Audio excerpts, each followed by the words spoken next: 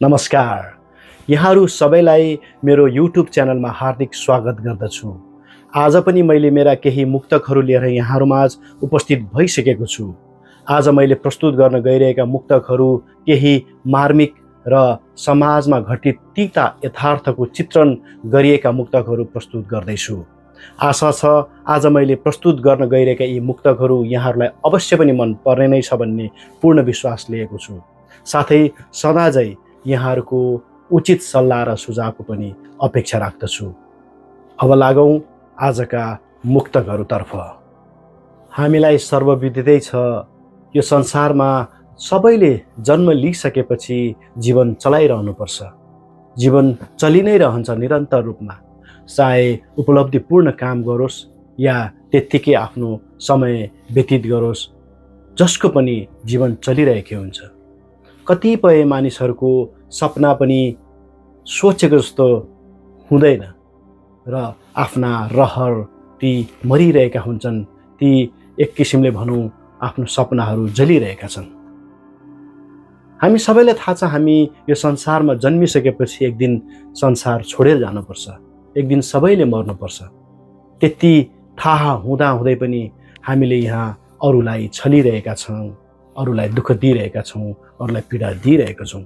एक दिन यो संसारबाट बिदा लिएर जानुपर्छ भन्दा भन्दै पनि हामीले अरूलाई मात्र होइन आफैलाई पनि छलिरहेका पनि छौँ।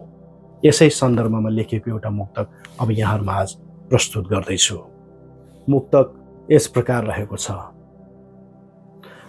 घडीको सुही झैं जिन्दगी चलिरहेछ, हर पल यहाँ कसैको सपना जलिरहेछ। घडीको सुई झैं जिन्दगी चलिरहेछ, हर पल यहाँ कसैको सपना जलिरहेछ। मर्नु नै छ सबैलाई यही त अन्तिम सत्य हो, मर्नु नै छ सबैलाई यही त अन्तिम सत्य हो। जानी जानी मान्छे आफैलाई छलिरहेछ, जानी जानी मान्छे आफैलाई छलिरहेछ। यो संसारमा जति पनि मानिसहरू छन् उनीहरूको आफ्नै खालका चिन्ताहरू रहेका छन्। कसैलाई धनको चिन्ता छ, कसैलाई मनको चिन्ता छ, कसैलाई अशान्ति भएर चिन्ता भइरहेको छ, कसैलाई भविष्यको चिन्ता छ, कसैलाई घर परिवारको चिन्ता छ। यहाँ चिन्ता नहुने मान्छे को नै होला र? हरेक मान्छेको आफ्नै चिन्ता रहेका छन्। मान्छे आफ्नो चिन्ताको आफै कैदी बनिरहेका छन्। मानिसहरू मनमा लागेका कुराहरू पनि गर्न नपाएर आफ्नो मनका इच्छाहरू मारेर चिन्तित भइरहेका छन्। त्यही चिन्ताले मानिसलाई खाएर अनेकौं समस्याहरू उज्रिरहेका छन्। यसै सन्दर्भमा लेखेको एउटा मुक्तक अब यहाँहरूमा आज प्रस्तुत गर्दैछु। अब मुक्तक यस प्रकारको रहेको छ। सबैलाई आफ्नो आफ्नै चिन्ता छ यहाँ, सबैलाई आफ्नो आफ्नै चिन्ता छ यहाँ। दुःख र विरहको आफ्नै कित्ता छ यहाँ, सबैलाई आफ्नो आफ्नै चिन्ता छ यहाँ। दुःख र विरहको आफ्नै कित्ता छ यहाँ।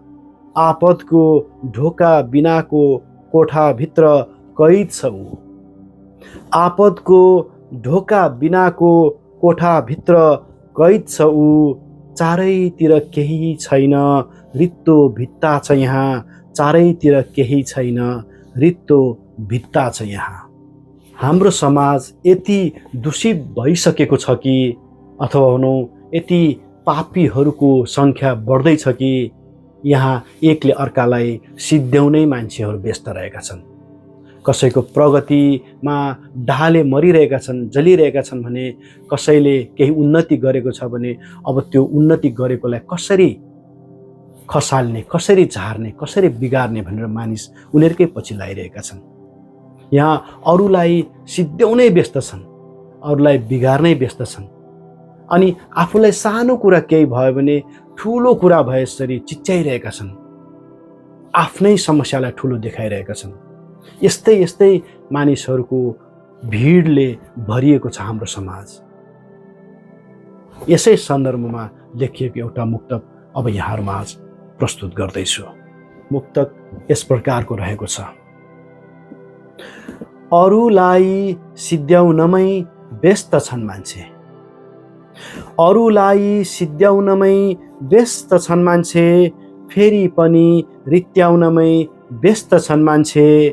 अरूलाई सिद्ध्याउनमै व्यस्त छन् मान्छे, फेरि पनि रित्याउनमै व्यस्त छन् मान्छे। काँडा बिज्दा क्यान्सर नै भएजै गरी, काँडा बिज्दा क्यान्सर नै भएजै गरी, लौ हेर त चिच्याउनमै व्यस्त छन् मान्छे, चिच्याउनमै व्यस्त छन् मान्छे। आज मैले प्रस्तुत गरेका मुक्तकहरू यहाँहरूलाई अवश्य पनि मन पर्यो नै होला र मन छुयो होला भन्ने आशा लिएको छु।